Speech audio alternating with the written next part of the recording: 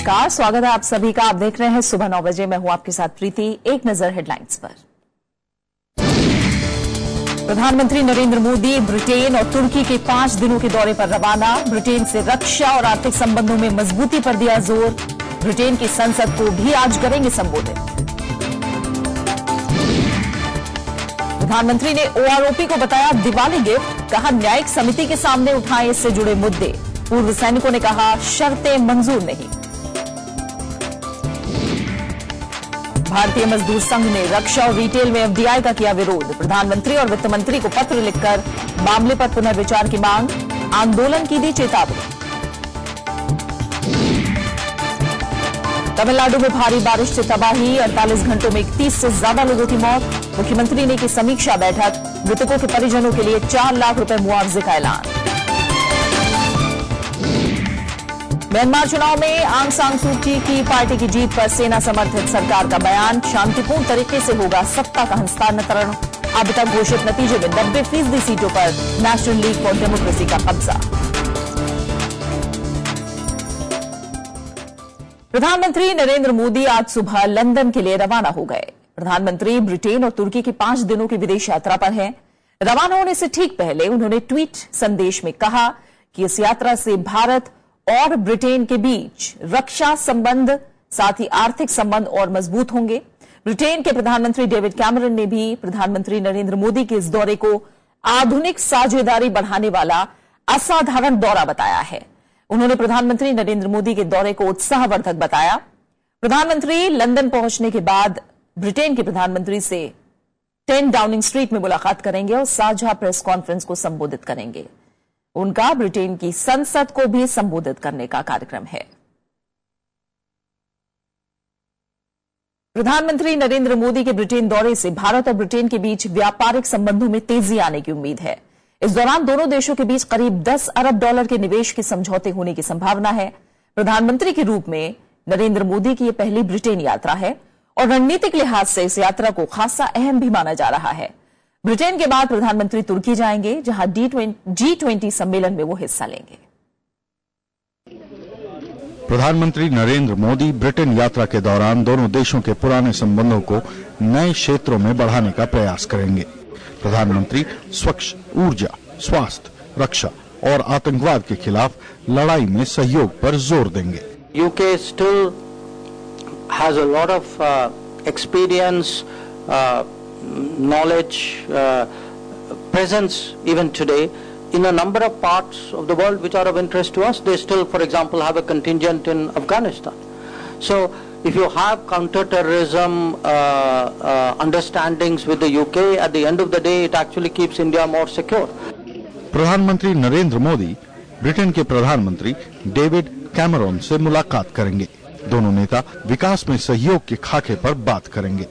We expect a statement on defense and security partnership, one on development partnership, because today both India and the UK provide ODA, do projects abroad, so we see some advantages in working together there. There would be a statement on energy and climate change. Britain संयुक्त राष्ट्र सुरक्षा परिषद का स्थायी सदस्य है और भारत की स्थायी सदस्यता का समर्थन करता है। दोनों देश 11 सालों से रणनीतिक सहयोगी भी हैं। भारत और ब्रिटेन के बीच करीब 18 अरब डॉलर का व्यापार है। इसे बढ़ाने के लिए प्रधानमंत्री लंदन में ब्रिटेन के कारोबारियों के साथ बैठक करेंगे। There would be again a lot of focus, particularly as there's growing interest in the reviving Indian economy. I think the message of the fact that it's getting easier to do business is resonating. So you will see business agreements, some of which would be announced at the business event during the visit. प्रधानमंत्री नरेंद्र मोदी के सम्मान में Britain की queen Elizabeth ने एक भोज का आयोजन किया है। प्रधानमंत्री नरेंद्र मोदी लंदन के वेम्बली स्टेडियम में ब्रिटेन में रह रहे भारतीयों को भी संबोधित करेंगे। साथ ही वे उस जगह पे भी जाएंगे जहां Bhimrao Ambedkar London school of economics में पढ़ाई के दौरान रहे थे। अखिलेश सुमन, राज्यसभा टीवी। प्रधानमंत्री नरेंद्र मोदी ने कहा है कि वन रैंक वन पेंशन का मामला सुलझ गया है। इससे जुड़े किसी भी मामले को अब न्यायिक समिति के सामने उठाया जा सकता है ताकि इसे और बेहतर बनाया जा सके। प्रधानमंत्री ने कल 1965 के भारत पाकिस्तान युद्ध से जुड़ी जगहों का दौरा करने के बाद ये बात कही। प्रधानमंत्री के आश्वासन के बाद भी पूर्व सैनिकों का आंदोलन जारी है। पूर्व सैनिकों ने कल राष्ट्रपति भवन तक मार्च करने की कोशिश की, लेकिन पुलिस ने उन्हें रोक दिया। पूर्व सैनिकों ने दोहराया कि उन्हें किसी शर्त के साथ वन रैंक वन पेंशन मंजूर नहीं है। ओआरओपी में खामियां दूर करने की मांग को लेकर पूर्व सैनिक वीरता पदक भी लौटा रहे हैं। One rank one pension Diwali का तोहफा सरकार ने आपको दे दिया है, और उसमें भी हमने कहा है कि हो सकता है कि इस करने में कोई कमी भी रह गई हो, तो हमने कमीशन बिठाया है। उस कमीशन के सामने जाकर के भी कह सकते हैं भाई ये आपने किया, अच्छी किया, लेकिन ये एक चीज थोड़ी उसका कॉमा फुल स्टॉप ठीक नहीं है, गड़बड़ हो जाएगी। ऐसा होता है कभी कभी, तो इसलिए वो भी व्यवस्था हमने रखी है। ये तोहफा दिया है तो उसके साथ ये कंडीशंस क्यों लगाई हैं? और ये दिवाली का तोहफा नहीं है, हमारे लिए ये काली दिवाली है। उधर कांग्रेस ने वन रैंक वन पेंशन पर प्रधानमंत्री की घोषणा को नाकाफी बताया है। पार्टी ने ओआरओपी में समय से पहले सेवानिवृत्ति के प्रावधान को तुरंत वापस लेने की मांग की। कांग्रेस का कहना है कि 15 साल की सेवा के बाद करीब 1/4 जवान रिटायरमेंट ले लेते हैं, वहीं 40% जवान 20 साल की सेवा के बाद ही सेवानिवृत्त हो जाते हैं। देश का सैनिक जब मेडल जलाए, काली दिवाली मनाए, तो प्रधानमंत्री जी फिर आपको जरूर अंतर्मंथन करना चाहिए, दरियादिली दिखानी चाहिए, बड़ा दिल दिखाना चाहिए। सबसे पहले 7 नवंबर 2015 का ये निर्दयी और निर्मम आदेश, जिससे प्रीमेच्योर रिटायरीज को ओआरओपी डिनाई की है, वापिस लें। बिहार में सरकार गठन को लेकर सरगर्मियां तेज हो गई हैं। मुख्यमंत्री नीतीश कुमार ने 14 नवंबर को मंत्रिमंडल की बैठक बुलाई है। इसी दिन मुख्यमंत्री नीतीश कुमार राज्यपाल को त्याग पत्र सौंपेंगे। इसके बाद नई सरकार के गठन का दावा पेश करेंगे। मुख्यमंत्री नीतीश कुमार ने राज्य के विकास में विपक्ष से सकारात्मक सहयोग की उम्मीद जताई है। 14 तारीख को मंत्रिमंडल की बैठक बुलाई गई है। हम उस दिन ही त्याग पत्र समर्पित करेंगे अपनी सरकार का, और उसी क्षण से नई सरकार के गठन का मार्ग प्रशस्त होगा। उसके लिए पहला काम है लेजिस्लेचर पार्टी की बैठक और उनके द्वारा नेता का चयन, तो महागठबंधन का होगा, और उसके बाद महामहिम राज्यपाल के समक्ष दावा पेश करेंगे। और जिस समय दावा पेश करते हैं उसके बाद ही शपथ ग्रहण की तारीख और शपथ ग्रहण का स्थल का चयन होता है। वैसे आप स्वतंत्र हैं। और उधर बिहार में करारी हार के बाद बीजेपी नेताओं के बयान ने विरोधियों को बैठे बिठाए एक बड़ा मुद्दा दे दिया है। विरोधी अब बीजेपी के नेतृत्व पर सवाल उठा रहे हैं। बिहार में हार के बाद बीजेपी में एक नई बहस छिड़ गई है और विरोधियों को एक नया मुद्दा मिल गया है। कांग्रेस इसे अंदरूनी बगावत बता रही है, तो वहीं जेडीयू पार्टी की कार्यशैली पर ही सवाल उठा रही है। क्रिया की प्रतिक्रिया होती है, तो जैसी क्रिया बीजेपी के लीडरशिप ने की तो उसकी प्रतिक्रिया हो रही है। अगर इतना प्रोफाइल नहीं देते तो प्रतिक्रिया उतनी नहीं होती। मुझे लगता है कि एक अंदरूनी बगावत होने वाली है। ये जो नेतागण आडवाणी जी के घर मिले वो कोई छोटे मोटे लोग नहीं हैं। स्पष्ट हो गई कि सत्ता एक जगह केंद्रित हो गया था और जिसकी वजह से कोई चर्चा नहीं, कोई संवाद नहीं, और जिसकी वजह से ये दुर्दशा भारतीय जनता पार्टी की हुई है। और मेरा ख्याल है कि इन लोगों को मजबूरी में सामने आना पड़ा है। उधर बीजेपी बार बार पार्टी की संस्कृति की बात दोहरा रही है। पार्टी प्रधानमंत्री नरेंद्र मोदी और पार्टी अध्यक्ष अमित शाह को इसके लिए जिम्मेदार नहीं मान रही है। कुछ कमियां तो उसको सुधारने की कोशिश करेंगे और इसका मंथन भी करेंगे, पर जहां तक बात है इसके लिए किसी नेताओं को जिम्मेदार मानना, ये कल भी हमारी भूमिका में नहीं था, आज भी नहीं है और भविष्य में नहीं रहेगा। दरअसल जिन वरिष्ठ नेताओं ने हार के बाद पार्टी पर सवाल उठाए हैं उन्हें पार्टी ने दरकिनार कर दिया है। अब जब इन नेताओं ने हार पर सवाल उठाए तो राजनीतिक गलियारों में हलचल मच गई। पार्टी के मुख्यधारा के नेताओं को इस पर सफाई देनी पड़ रही है। Bureau report, Rajya Sabha TV. Kerala में कांग्रेस सरकार के वित्त मंत्री के.एम. मणि के रिश्वतखोरी के मामले में इस्तीफे के बाद अब कांग्रेस ने बीजेपी के कई नेताओं के भ्रष्टाचार के मुद्दे को फिर उठा दिया है। कांग्रेस ने ललित मोदी विवाद में राजस्थान की मुख्यमंत्री वसुंधरा राजे और विदेश मंत्री सुषमा स्वराज का इस्तीफा मांगा है, तो व्यापम घोटाले में मध्य प्रदेश के मुख्यमंत्री शिवराज सिंह चौहान की इस्तीफे की मांग फिर से तेज कर दी गई है। कांग्रेस प्रवक्ता रणदीप सुरजेवाला ने कहा कि कांग्रेस पार्टी ने शराब ठेके में रिश्वतखोरी के आरोप में एफआईआर दर्ज होने के बाद केरल के वित्त मंत्री के.एम. मणि ने तुरंत इस्तीफा दे दिया। उन्होंने कहा कि बीजेपी की सरकार को भी अब विवादित मंत्रियों के इस्तीफे लेने चाहिए। केरल में कांग्रेस के नेतृत्व वाली यूनाइटेड डेमोक्रेटिक फ्रंट की सरकार है। सुरजेवाला ने कहा कि छत्तीसगढ़ के मुख्यमंत्री रमन सिंह के ऊपर भी पीडीएस घोटाले के आरोप हैं, जबकि महाराष्ट्र में बीजेपी सरकार में मंत्री पंकजा मुंडे और विनोद तावड़े पर भी कई मामलों में आरोप हैं। कांग्रेस ने व्यापम और ललित मोदी विवाद में मंत्रियों के इस्तीफे की मांग के चलते मॉनसून सत्र में संसद की कार्यवाही नहीं चलने दी थी। मोदी जी यही स्वेच्छा से इस्तीफे का मापदंड सुषमा स्वराज जी पर लागू करेंगे, वसुंधरा राजे जी पर लागू करेंगे जो मोदी गेट के अंदर एक्यूज्ड हैं, व्यापम और डीमैट स्कैंडल में एक्यूज्ड शिवराज सिंह चौहान जी पर लागू करेंगे, पीडीएस स्कैंडल में इन्वॉल्व रमन सिंह जी पर लागू करेंगे।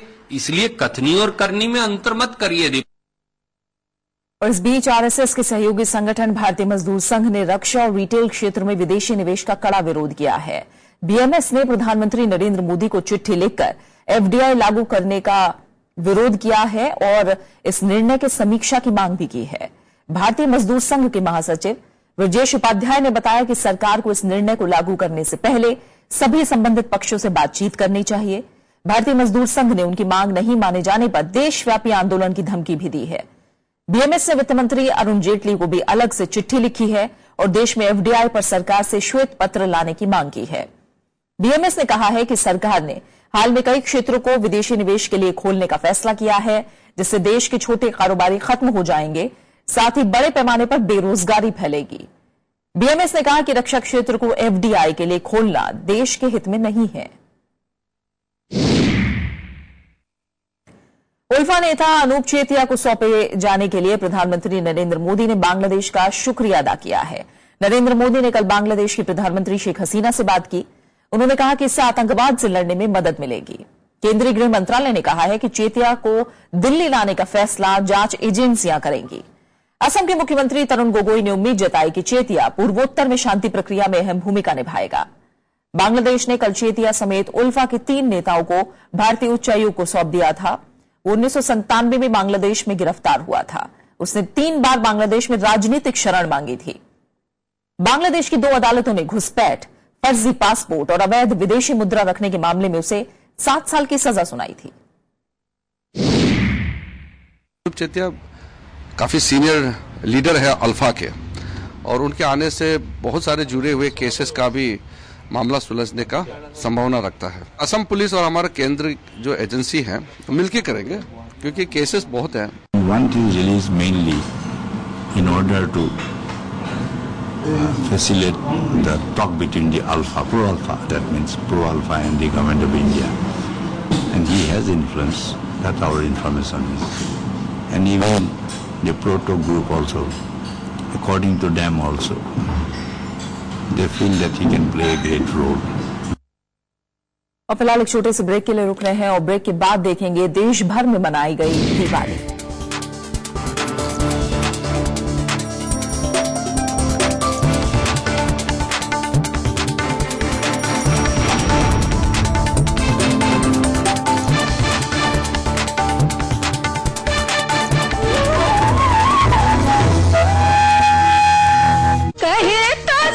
लोकगीतों की मिठास जिससे दमक उठा बॉलीवुड भी।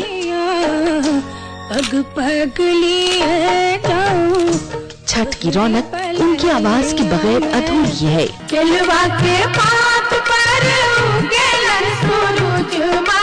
लोकगीतों में बढ़ते फूहड़पन से चिंतित। थोड़ी देर के लिए भले ही अच्छा लग जाए पर संगीत में फूहड़पन भर देने से वो टिक नहीं सकता है। मिलिए शख्सियत में लोक गायकी की मशहूर मारूफ शख्सियत शारदा सिन्हा से शनिवार रात 10:30 बजे और रविवार सुबह 11 बजे सिर्फ राज्यसभा टीवी पर।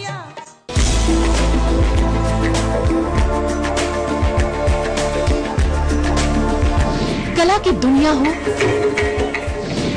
या साहित्य का संगम, पर्दे के सितारे हों या संगीत की सरगम, हम हैं सबके साथ हरदम।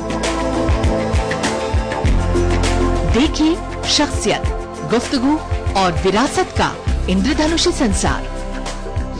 देखिए सिर्फ राज्यसभा टीवी के पर्दे पर बार बार।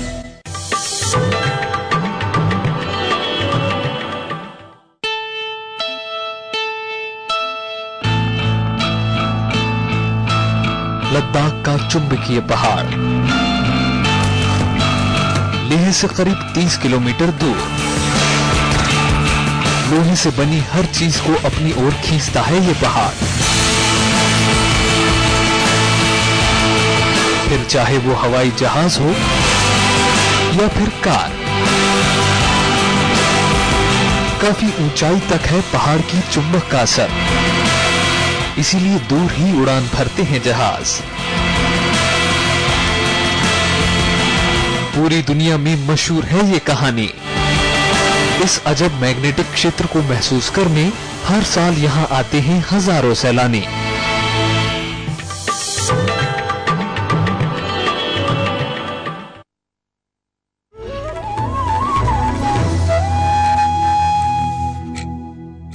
तमिलनाडु में पिछले 48 घंटे में भारी बारिश से 31 से ज्यादा लोगों की मौत हो चुकी है। सबसे ज्यादा पीड़ित कुडलूर जिला है, जहां 27 लोगों की जान चली गई। बंगाल की खाड़ी में उठे तूफान से राज्य में खासा नुकसान हुआ है। मुख्यमंत्री जे जयललिता ने कल राहत के कामों का जायजा लिया। उन्होंने मृतकों के परिजनों के लिए 4 लाख रुपए की मदद का ऐलान किया है। कुडलूर जिले में राहत के कामों के लिए मंत्रियों की एक टीम भी बनाई गई है। राज्य के कई इलाकों में बिजली आपूर्ति बाधित हो गई है। बिजली बहाल करने के लिए 2000 कर्मचारियों को लगाया गया है। सड़कों और पुलों को भी खासा नुकसान पहुंचा है। बीमारियों से बचने के लिए 37 स्वास्थ्य शिविर बनाए गए हैं। राज्य में पिछले 3 दिन में 300 मिलीमीटर बारिश हुई है। अकेले कुडलूर में करीब 700 मिलीलीटर बारिश हुई है। मौसम विभाग ने कुछ इलाकों में आज भी भारी बारिश की आशंका जाहिर की है। संयुक्त राष्ट्र महासचिव बान की मून ने नेपाल की ताजा हालात पर चिंता जताई है। उन्होंने नेपाल में जरूरी सामानों की आपूर्ति पर जोर दिया है। संयुक्त राष्ट्र महासचिव ने कहा कि भारत और नेपाल दोनों देशों को जरूरी सामान की आपूर्ति में आ रही दिक्कतों को तुरंत दूर करने की दिशा में कदम उठाने चाहिए। नेपाल में बीते करीब 2.5 महीने से मधेसी आंदोलन की वजह से भारत से लगती रक्सौल बीरगंज सीमा पर यातायात बाधित है। इस सीमा से ही 70% कारोबार होता है। नेपाल के मधेसी लोग देश में लागू हुए नए संविधान का विरोध कर रहे हैं। इस आंदोलन के चलते वहां जरूरी सामान की किल्लत है। भारत ने नेपाल में जारी नाकेबंदी के लिए उसके आंतरिक कारणों को जिम्मेदार बताया है। भारत का कहना है कि इस गतिरोध को दूर करने का एकमात्र रास्ता बातचीत है। म्यांमार की सैनिक सरकार ने कहा है कि आंग सान सूची की पार्टी को शांतिपूर्ण तरीके से सत्ता का हस्तांतरण कर दिया जाएगा। म्यांमार के संसदीय चुनाव में सूची की party national league for democracy की एक तरफा जीत हासिल करती दिख रही है और अब तक के नतीजों के मुताबिक पार्टी ने 90% से ज्यादा सीटों पर जीत हासिल की है। सूची ने साफ कर दिया है कि राष्ट्रपति कोई भी हो, लेकिन सरकार उनके निर्देशों पर ही चलेगी। म्यांमार में 25 साल बाद हुए संसदीय चुनाव में इस बार वो देखने को मिल रहा है जिसकी शायद कल्पना भी नहीं की जा सकती थी। चुनाव में सूची की पार्टी की एक तरफा जीत के बाद म्यांमार की सैनिक सरकार ने कहा कि सत्ता का शांतिपूर्ण हस्तांतरण कर दिया जाएगा। म्यांमार के राष्ट्रपति थीन सेन ने सूचना प्रसारण मंत्री के जरिए कल सूची तक ये संदेश भिजवाया। इस बीच लोकतंत्र समर्थक नेता आंग सान सूची ने भी साफ कर दिया है कि राष्ट्रपति कोई भी बने, लेकिन सरकार के सभी फैसले उनकी नेशनल लीग फॉर डेमोक्रेसी ही करेगी। Simply that, above the president, I make all the decisions because I'm the leader of the winning party, and the president will be one whom we will choose just in order to meet the requirements of the constitution. सूची का यह बयान Myanmar की सेना समर्थित सरकार के रुख से अलग है। संविधान के मुताबिक सूची देश की राष्ट्रपति नहीं बन सकती क्योंकि उनके परिजन विदेशी नागरिक हैं। इस आम चुनाव में सूची की नेशनल लीग फॉर डेमोक्रेसी एक तरफा जीत की तरफ बढ़ रही है। सूची ने सभी पक्षों के बीच आम सहमति पर भी जोर दिया है। Whether it's a military or any other body, cooperation and collaboration is something you have to work at. It doesn't happen overnight. You have to learn to build it up by working. You just don't do it in a theoretical way. चुनाव पर नजर रखने वाले कई कमियों की ओर भी इशारा कर रहे हैं। उनकी मांग है कि म्यांमार में जल्द से जल्द नतीजों का ऐलान हो। There are serious flaws in the constitutional and legal and human rights framework, and many persons were excluded from participating in the elections. Despite these flaws, Myanmar is definitely on a positive trajectory towards a peaceful democratic transition. अगर सूची की party जीतती है तो पिछले 5 दशक में ये लोकतांत्रिक तरीके से चुनी गई पहली सरकार होगी। Bureau report, Rajya Sabha TV. Afghanistan में अल्पसंख्यक हाजरा समुदाय के 7 लोगों की हत्या के विरोध में कल उग्र प्रदर्शन हुए। करीब 10,000 प्रदर्शनकारियों ने काबुल में राष्ट्रपति भवन में घुसने की कोशिश की। इस दौरान उनकी पुलिस से झड़प हुई। पुलिस ने प्रदर्शनकारियों को भगाने के लिए फायरिंग भी की। बाद में करीब 1,000 प्रदर्शनकारियों को राष्ट्रपति भवन में घुसने दिया गया। इनमें से करीब 30 ने राष्ट्रपति अशरफ गनी से मुलाकात करके दोषियों पर कड़ी कार्रवाई की मांग की। राष्ट्रपति ने शांति की अपील की है। हाजरा समुदाय इन हत्याओं के लिए तालिबान को जिम्मेदार बता रहा है। दुश्मनान ما می‌خواهند با خلق حادثه‌های که رنگ قومی و منطقه‌ای به آن می‌دهند اتحاد و یکدلی ما را از ما بگیرند. آنان دیدند که در دیگر جبهات देश भर में रोशनी का त्योहार दिवाली पूरे जोश से मनाया गया। इस मौके पर घरों, दुकानों और दफ्तरों में खास सजावट की गई। लोगों ने पूजा अर्चना की और दिए जलाए और बाद में आतिशबाजी भी की। दिवाली को देखते हुए राष्ट्रीय राजधानी सहित पूरे देश में सुरक्षा के पुख्ता इंतजाम किए गए थे।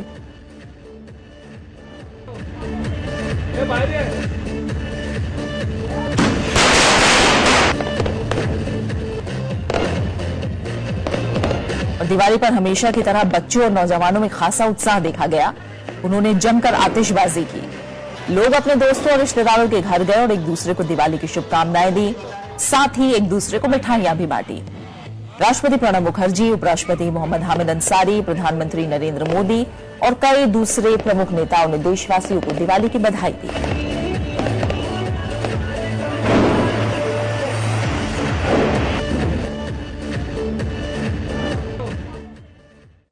प्रधानमंत्री नरेंद्र मोदी ने लगातार दूसरे साल सेना के जवानों के साथ दिवाली मनाई। अमृतसर के डोगरी वॉर मेमोरियल में प्रधानमंत्री ने कहा कि सेना उनका परिवार है और वो अपने परिवार के साथ दीपावली मना रहे हैं। अमृतसर में सेना के जवानों के साथ दिवाली मनाने पहुंचे प्रधानमंत्री नरेंद्र मोदी ने कहा कि उन्होंने पिछले साल जवानों के बीच दिवाली मनाई थी और इस बार भी उन्हें ये सौभाग्य मिला है। तो इस बार मेरे मन में था कि मैं उन स्थानों पर जाऊंगा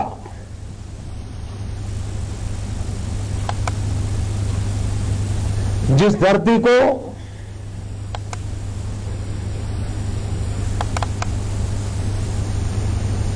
मेरी भारत मां के वीरों ने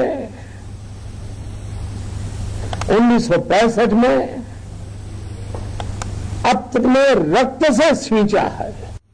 इस मौके पर उन्होंने 1965 की लड़ाई में सेना के योगदान और वीरता को भी याद किया। उन्होंने कहा कि डोगरा ने युद्ध में एक नया इतिहास बनाया था। आज मैं डोगराई की उस धरती पर हूं जिसने युद्ध में एक नया इतिहास बनाया था। सेना के जवानों के साथ दिवाली मनाने के बाद प्रधानमंत्री उन तीनों जगहों पर गए जो 1965 के युद्ध में अहम थे। पिछले साल प्रधानमंत्री ने कश्मीर और लद्दाख में जवानों के साथ दिवाली मनाई थी। Bureau report, Rajya Sabha TV. Pakistan के प्रधानमंत्री नवाज शरीफ ने कहा है कि अल्पसंख्यकों के खिलाफ जुर्म करने वालों को कड़ी सजा दी जाएगी। कराची में दिवाली समारोह में उन्होंने ये बात कही। नवाज शरीफ ने कहा कि धर्म या जाति के आधार पर भेदभाव रोकना उनकी सरकार का फर्ज है। उन्होंने कहा कि पाकिस्तान में सभी धर्म के लोगों को एक जैसे अधिकार मिले हैं और सरकार भेदभाव में विश्वास नहीं रखती। नवाज शरीफ का यह बयान इसलिए अहम है कि अल्पसंख्यकों के खिलाफ हमले की कई घटनाएं सामने आती रही हैं और इसके विरोध में अल्पसंख्यक समुदाय ने संसद के सामने प्रदर्शन भी किया है। अगर कोई जुल्म का शिकार है, चाहे जाए कि उसका ताल्लुक किस फिरके से है, किस मजहब से है, मेरा काम है उसकी मदद करना और मैं इंशाअल्लाह ताला उसकी मदद करूंगा। हिंदू के खिलाफ अगर कोई जुल्म होता है और अगर करने वाला जालिम मुसलमान है तो मैं मुसलमान के खिलाफ एक्शन लूंगा। ये मेरा अपना मजहब मुझे ये सिखाता है। और बात करते हैं खेल की दुनिया की। China open super series badminton tournament के प्री क्वार्टर फाइनल मुकाबले में आज साइना नेहवाल और पीवी सिंधु अपने अपने मैच खेलेंगी। क्वार्टर फाइनल में साइना का मुकाबला मलेशिया के जिंग यी टी से होगा, जबकि सिंधु का मुकाबला चीन की शियांग वांग से होगा। इससे पहले भारतीय बैडमिंटन स्टार साइना नेहवाल ने कल चीन की सुन यू को मात देकर China open super series tournament के दूसरे दौर में प्रवेश कर लिया। साइना नेहवाल ने सीधे सेटों में 22-20, 21-18 से जीत दर्ज की। इस तरह सुन यू के खिलाफ उनका जीत का रिकॉर्ड 5-1 हो गया है। वहीं पुरुषों में भारत के स्टार शटलर अजय जयराम को दुनिया के नंबर 1 चेन लोंग से शिकस्त झेलनी पड़ी। के श्रीकांत और एचएस प्रणॉय को भी हार का सामना करना पड़ा। वहीं अश्विनी पोनप्पा और ज्वाला गुट्टा की भारतीय जोड़ी भी पहले ही दौर में बाहर हो गई।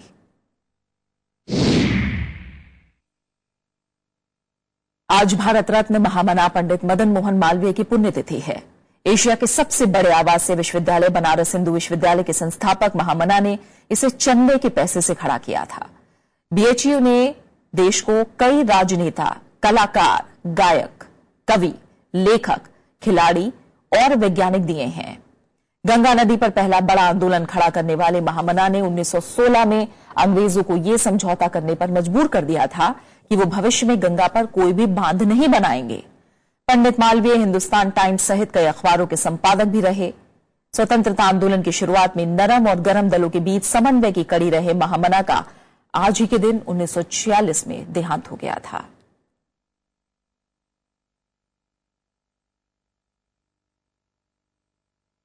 शोले में गब्बर का यादगार किरदार निभाने वाले अभिनेता अमजद खान का जन्मदिन है। 12 नवंबर 1940 को हैदराबाद में जन्मे अमजद खान के पिता जयंत भी अभिनेता थे। अमजद खान स्टेज के जरिए फिल्मों में आए और 1957 की फिल्म अब दिल्ली दूर नहीं से उन्होंने बाल कलाकार के रूप में काम करना शुरू किया। शोले के गब्बर का किरदार तो आपको याद ही होगा।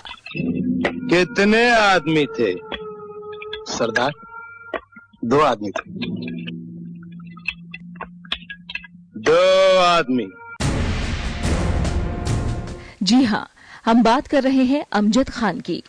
12 नवंबर 1940 को हैदराबाद में जन्मे अमजद खान ने 1957 की फिल्म अब दिल्ली दूर नहीं से बाल कलाकार के रूप में काम करना शुरू किया। 1973 में आई फिल्म हिंदुस्तान की कसम बतौर अभिनेता उनकी पहली फिल्म थी, लेकिन फिल्म शोले ने तो अमजद खान की जिंदगी ही बदल दी। अरे ओ सांभा, कितना इनाम रखे है सरकार हम पर? पूरे 50,000। सुना? पूरे 50,000। चाहे फिल्म में डाकू का किरदार हो या एक हास्य कलाकार का किरदार, हर रोल में अमजद खान फिट नजर आए। फिल्म याराना में अमिताभ के साथ उन्होंने एक दोस्त का किरदार निभाया, तो कुर्बानी फिल्म में विनोद खन्ना और संजय खान के साथ वो इंस्पेक्टर खान की दमदार भूमिका में दिखे। खान बाबा अस्सलाम वालेकुम। वालेकुम सलाम पखैर रेले। अख्तर दी मुबारक शरोरत। ईद मुबारक। अमजद खान आज हमारे बीच तो नहीं है, पर उनकी यादें सबको ये कहने पर मजबूर कर देती हैं कि वो खलनायक नहीं बल्कि ऐसे नायक थे जिन्हें दुनिया हमेशा याद रखेगी। अरे ऐसा तराना झूम के गाँव संग संग दुनिया। Bureau report, Rajya Sabha TV. इसी के साथ फिलहाल इस बुलेटिन में इतना ही। आखिर में एक नजर हेडलाइंस पर। प्रधानमंत्री नरेंद्र मोदी ब्रिटेन और तुर्की के 5 दिनों के दौरे पर रवाना। ब्रिटेन से रक्षा और आर्थिक संबंधों में मजबूती पर दिया जोर। ब्रिटेन की संसद को भी आज करेंगे संबोधित। प्रधानमंत्री ने ओआरओपी को बताया दिवाली गिफ्ट। कहा न्यायिक समिति के सामने उठाए इससे जुड़े मुद्दे। पूर्व सैनिकों ने कहा शर्तें मंजूर नहीं। भारतीय मजदूर संघ ने रक्षा रिटेल में एफडीआई का किया विरोध। प्रधानमंत्री और वित्त मंत्री को पत्र लिखकर मामले पर पुनर्विचार की मांग। आंदोलन की दी चेतावनी। तमिलनाडु में भारी बारिश से तबाही। 48 घंटों में 31 से ज्यादा लोगों की मौत।